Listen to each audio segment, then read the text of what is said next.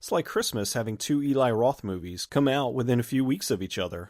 Knock Knock is his latest film after the long-delayed Green Inferno, and it's not as strong as his other films, but it's not to say that it's bad at all. It's very entertaining, just kind of a weird departure from his previous stuff. The big thing that'll probably make a lot of people happy is there's very little gore in the movie. As I think about it, aside from a few things here and there, there's nothing extremely or excessively violent about it, as far as blood and guts are concerned. It's mostly mental torture, and there is some physical torture, but nothing to the degree of Hostel or The Green Inferno. Keanu Reeves plays an architect who is happily married, and his wife and kids go away for the weekend. Two stunningly beautiful girls show up at his front door, and it's raining outside, and they're lost. He lets them in and gives them a chance to dry off, and they proceed to start messing with him, just dropping little sexual hints, and he's doing a dance to try to avoid these girls.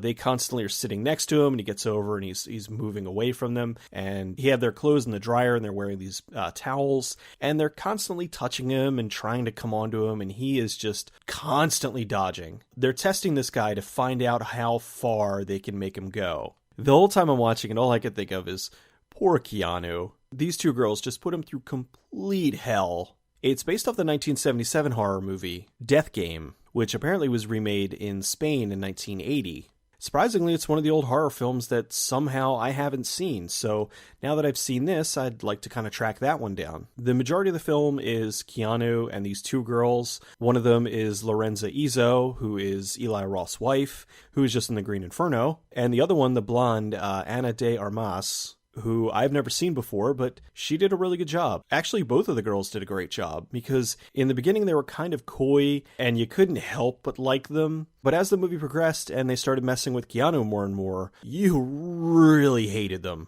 It had Eli Roth's sense of humor in there once again, so if you don't like that, you're probably not going to like this. Actually, this is definitely a love it or hate it movie. It seems like it's split down the middle. I see a lot of people that enjoyed the movie for what it was and just really were entertained by it. And then there's other people that are, oh, I want my 90 minutes back and worst piece of crap ever, blah, blah, blah. So your mileage may vary. There were a few very funny moments in the film, and there was one, I won't spoil it, but it was a huge laugh out loud moment. If you like Eli Roth movies, you'll probably dig this one. If you don't like Eli Roth movies, this one will probably make you hate him even more. It's a good horror movie, there's a healthy dose of dark humor in it, and a pretty decent amount of nudity. I saw it on Amazon Prime on their video on demand. I know it's also playing in a few theaters. I liked it a lot, and I guess I'll end with saying, free pizza.